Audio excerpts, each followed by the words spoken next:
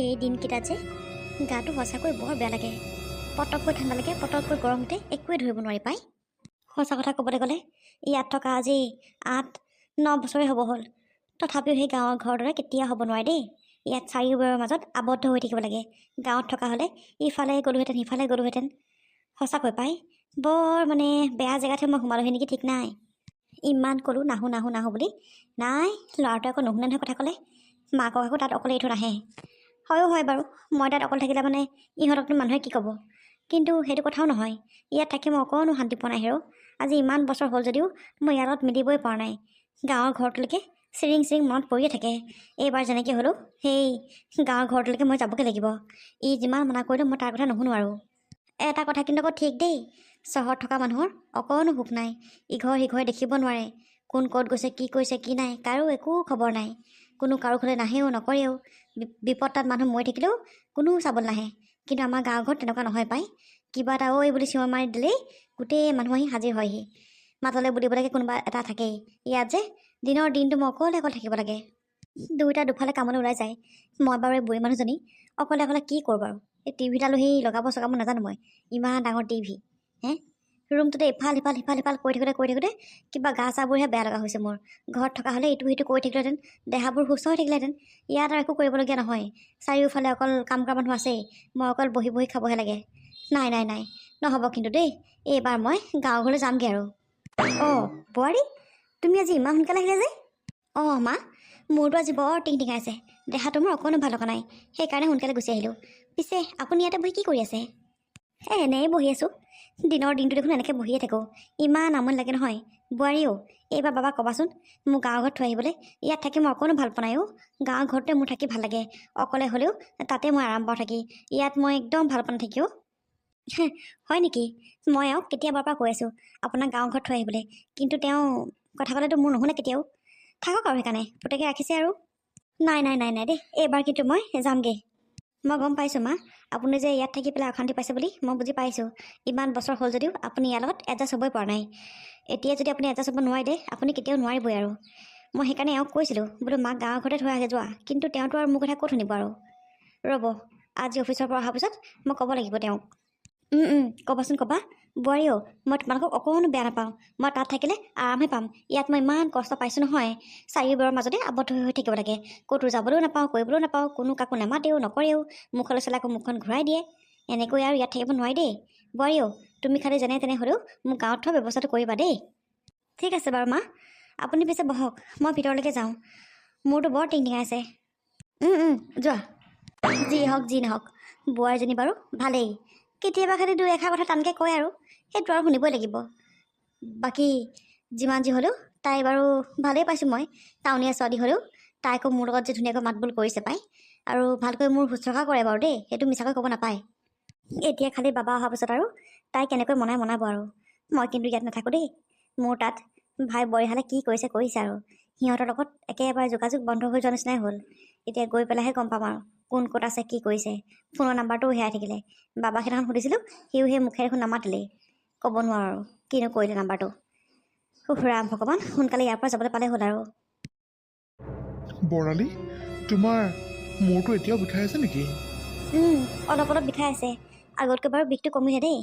ইমান ধুনীয়াকৈ লাল চাহ একাপ বনাই দিলে নহয় ৰাণীয়ে, সেই কাপ খাই অকণমান ভাল পাইছোঁ। পিছে মেডিচিনো খালোঁ বাৰু। আৰু তুমিও আজি বৰ সোনকালে আহিলে যে, কিহৰ কাৰণে?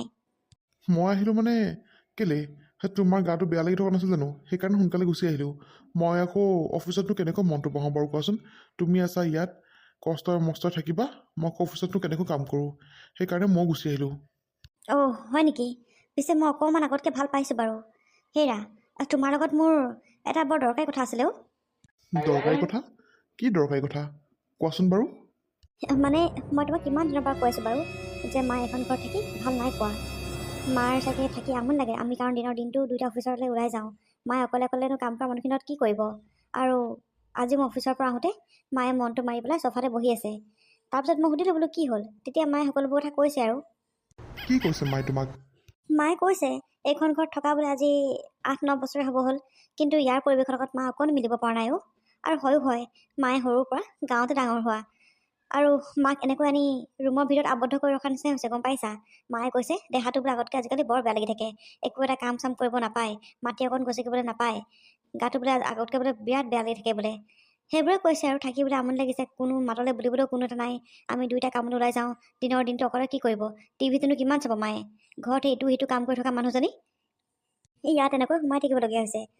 গাঁৱত থাকিলে মানে ইঘৰলৈ যাব সিঘৰলৈ যাব, দুই এটা কথা পাতে, মনটো ভাল লাগে। ইয়াততো আৰু দেখিছাই দেখোন, সেইবোৰতো একোৱেই নাই, কোনো কাৰো লগত একো টাৰ্মছে নাই। ওচৰৰ মানুহ কোন ক'ত গৈছে কি কৰিছে কাৰো একো খবৰ নাই। মা আকৌ তেনেকুৱা পৰিৱেশৰ ডাঙৰ হোৱা মানুহ নহয় নহয়। আমি বাৰু এডজাষ্ট হৈ যাম, কিন্তু মাক আমি কষ্ট দিয়াহে হৈছে, বুজিছা? কিন্তু উপায় নাই বৰ্ণালী, মায়ে এনেকৈ ইয়াত থাকিবই লাগিব। মাক মই গাঁৱত অকলে কেনেকৈ থৈ আহিম বাৰু কোৱাচোন তুমি? মায়ে তেনেকৈ থাকিম বুলি কৈছে অ'। মাক জোৰ জবস্তি ইয়াত ৰখাটো ভাল নহ'ব, বুজিছা? আৰু এনেও খুৰা আৰু খুৰী আছেই দেখোন, মা তেওঁলোকৰ লগত থাকিব আৰু অত বছৰ আমাৰ লগত থাকিলে আৰু হ'ল আৰু। ভাবিছিলোঁ ইয়াত ধুনীয়াকৈ মিলিব বুলি এইটো পৰিৱেশৰ লগত, কিন্তু নাই। মায়ে দিনক দিনে দেখোন বেছি অসুখীহে হৈ গৈছেগৈ। বোলে আজি বোলে কঁকাল বিষ, আজি বোলে আমুক বিষ তামুক বিষ, ক'তো ওলাইও যাব নোৱাৰে, কৰিবও নোৱাৰে।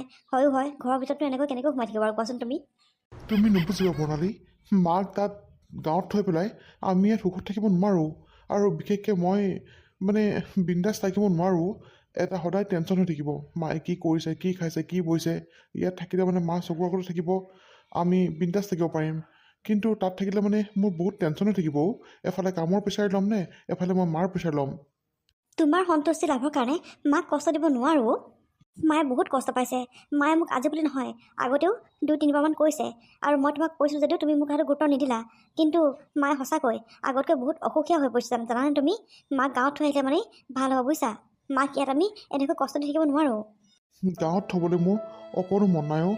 অকলে অকলে বাৰু কেনেকৈ থাকিব মা? ক'তনো অকল থাকিব? মই দেখোন কৈছোৱেই মাক খুৰা খুৰীৰ লগত থাকিব বুলি। নাই নাই, মই মাক খুৰা আৰু খুৰীৰ লগত থ'ব নোৱাৰোঁ। কিয় তুমি মাক খুৰা খুৰীৰ লগত থ'ব নোৱাৰা কোৱাচোন তুমি? হে, মায়ে ইমান ধুনীয়াকৈ কৈছে যে বোলে ভাই বোৱাৰীৰ লগত থাকিম বুলি, কিন্তু তুমি কিয় নিদিয়ানো? এইবোৰ বহুত কথা বৰ্ণালী, তুমি এইবোৰ বুজি নাপাবা।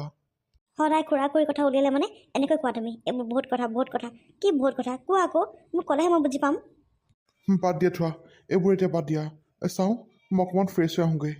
মোৰ কিবা তোমাৰ লগত কথা পাতি মূৰটোহে টিংটিঙাইছে। এনেকুৱা কি কাৰণ আছে? ই মাক খুৰা খুৰীৰ লগত কিয় থাকিব নিদিয়ে? সদায় মই সুধোঁ, কিন্তু মোক এদিনো একো কাৰণ নকয়। কিবা এটাতো নিশ্চয় আছে, নহ'লে সি মাক খুৰা খুৰীৰ লগত কিয় নথ'ব? ইয়াৰ কাৰণ মই উলিয়াবই লাগিব। হে প্ৰভু, মোৰনো কি হৈছে বাৰু? ক'তো দেখোন বেমাৰ ধৰাই নপৰে, কিন্তু পেটটো সদায় কিহৰ কাৰণে বিষাই থাকে বাৰু? চবতে দেখাইছোঁ, ক'তোৱে বেমাৰটো ধৰা পৰা নাই আজিলৈকে, কিন্তু পেটটো বিষাই থাকে মাজে মাজে। এওঁক মইনো কিমান ক'ম আৰু? এওঁ মোৰ কাৰণে বহুত কষ্ট কৰিছে। আজি 2-3 মাহ হৈ গ'ল মই কাম কৰিবলৈ যাবলৈ পোৱা নাই। তেওঁ সেই লোকৰ ঘৰে ঘৰে হাজিৰা মাজিৰা কৰি যেন তেন ঘৰখন চলাই আছে। কিন্তু মোৰ বেমাৰটো কি হৈছে আচলতে ক'তোৱে দেখোন ধৰা পৰা নাই। প্ৰভু, কি হৈছে বাৰু মোৰ? এনেকৈ ইমান কষ্ট দি ৰখাতকৈ মোকনো মাৰি নিনিয়ে কিয় প্ৰভু? মানুহজনীয়ে কষ্ট কৰি কৰি ধনকেইটা ঘটি আনিছে, তাকো সেইকেইটা মোৰ নামতে গৈ আছে। সাচন সামন বুলিবলৈ এটকাও নাই। পাছবুকত যিমান টকা পইচা আছিলে সকলোকেইটা পইচা মোৰ বেমাৰতে উলিয়ালোঁ। এতিয়া আকৌ মানুহজনীয়েও কাম কৰিবলৈ গৈছে, তথাপিও বেমাৰ ক'তোৱে ধৰা পৰা নাই। ডক্তৰে কয় চহৰলৈ যাবলৈ, কিন্তু চহৰলৈ যাবলৈ আমাৰ ওচৰত দেখোন টকাই নাই। কেনেকৈ যাওঁ, কি কৰোঁ বাৰু? সেই প্ৰভু, ইমান কষ্ট দি কিয় ৰাখিছা বাৰু? তাতকৈ মোক মাৰি নিয়া প্ৰভু, তাতকৈ মোক মাৰি নিয়া তুমি। মই এনেকৈ মানুহজনীৰ ওপৰত বোজা হৈ থাকিব বিচৰা নাই। মানুহজনে কিমান কষ্ট কৰিব, ল'ৰাটোৰ কথাটো নকওঁৱেই, একো এটা ইনকাম নাই। মই যিকেইটকা ঘটি আনো সেইকেইটকাৰ ওপৰত আকৌ তাৰ দমদমো নেকি নাচাবা। নিজে একো এটা কৰিবলৈ চেষ্টা কৰা নাই, অকল নুশুনে মোৰ কথা। এনেকৈ হ'লে মই কেনেকৈ জীয়াই থাকিম বাৰু? কেনেকৈ জীয়াই থাকিম প্ৰভু? হেৰি, আপোনাৰ গাটো আকৌ বেয়া কৰিছে নেকি? এনেকৈ মনটো মাৰি আছে যে? গাটোনো কথা কি ক'ম, জানাই দেখোন, এই ভাল এই বেয়া। পিছে বিনাও, তোমাৰ ওপৰত মই বৰ ডাঙৰ বোজা হৈ পৰিছোঁ নহয়নে বাৰু? তুমি মোৰ কাৰণে বহুত কষ্ট কৰিছা, কোনফালে কি কৰিবা বাৰু? তাকে ভগৱানক কৈ আছোঁ অ', বোলো এনেকৈ কষ্ট দি ৰখাতকৈ মোক দেখোন মাৰি নিলেও হয় প্ৰভু, মোক দেখোন মাৰি নিলেও হয়। তাকে কৈ আছোঁ ভগৱানক। হেৰি এনেকৈনো কিয় কৈছে? এনেকৈ নক'বচোন। আপুনি আপুনি এনেকৈ ক'লে মই বাৰু কেনেকৈ কোনফালে কি কৰিম কওকচোন? আপুনিয়ে মোৰ সাহস, আপুনিয়ে মোৰ সকলো। আপোনাৰ কাৰণে মই যিমান কষ্ট কৰিব লাগে সিমান কষ্ট কৰিম। আপোনাক মই ভালদৰে জীয়াই ৰাখিম, আপুনি চিন্তা নকৰিব। ৰ'ব, অতি সোনকালে মই আপোনাক চহৰলৈ লৈ যাম, আপুনি চিন্তা নকৰিব, ৰ'ব। চহৰলৈনো তুমি মোক কেনেকৈ নিবা? ঘৰখনত দেখোন দুবেলা দুমুঠি খাবলৈকে পইচাই নোজোৰে। আকৌ চহৰলৈ তুমি কেনেকৈ নিবা অ? কেনেকৈ নিবা? নাযাওঁ দিয়া চহৰলৈ মই। এনেকৈ ইয়াতে থাকোঁ, মৰো জীও, যি হ'ম আৰু। ভগৱানে কিয় জানি ইমান শাস্তি দিছে। মইতো আজিলৈকে কাকো এনেকুৱা দুখ লগাই পোৱা নাই, কিন্তু ভগৱানে মূৰত জানো কিয় এনেকুৱা কৰিছে? মইনো কাক দুখ লগালোঁ, কি কৰিলোঁ বাৰু? ভগৱানে কিয় এনেকুৱা কৰিছে বাৰু মোক? ৰ'বচোন, এনেকুৱা অধৈৰ্য নহ'ব। কিবা এটা হৈছে চাগে। আমাৰ ইয়াতনো গাঁৱতনো ক'ত উন্নতমানৰ চিকিৎসা আছে কওকচোন বাৰু? তেওঁলোকে ভালকৈ ধৰিব পৰা নাই। চহৰলৈ নিলে নিশ্চয় বেমাৰটো ওলাই পৰিব কি হৈছে, আৰু আপুনি নিশ্চয় সুস্থ হ'ব। চিন্তা নকৰিব, আপোনাক মই কিবা এটা কৰি হ'লেও সুস্থ কৰিয়ে আনিম। মই আপোনাৰ কাৰণে আৰু কষ্ট কৰিম। এতিয়া যিমান কৰিছোঁ তাতকৈ দুগুণ কষ্ট কৰিম, কিন্তু আপোনাক মই সুস্থ কৰিয়ে এৰিম। চাই থাকক আপুনি। নালাগে অবিনা, নালাগে। তুমি মোৰ কাৰণে আৰু কিমান কষ্ট কৰিবা আৰু? নালাগে আৰু কষ্ট কৰিব। যি হ'ম দিয়া। ভাগ্যত যিটোকে আছে সেয়াই হ'ব এনেও। হেৰি, নহ'লে কমলা বাইদেউলৈকে ফোন এটা লগাওঁ নেকি? আমাৰ দেখোন ডাঙৰ বাবু চহৰতে থাকে। যদি তাক আমি কিবা এটা সহায় কৰিবলৈ কওঁ, নিশ্চয় সি আমাক সহায় কৰিব। কমলা বাইদেউ দেখোন তাতে থাকে আজিকালি। তেওঁকে ফোন এটা কৰোঁ নেকি বাৰু? নালাগেও, নালাগে। এনেই ফোন কৰি লাজ পাব নালাগে দিয়া। আজি বাইদেউ যোৱা 8-9 বছৰেই হ'ল। সেই যোৱা 2-এদিনহে ফোনত কথা পাতিছিলে, আৰু তাৰ পিছৰ পৰা আজি ইমান বছৰ দিন হ'ল না আমালৈ ফোন কৰে, না আমি ফোন কৰিলে ৰিচিভ কৰে।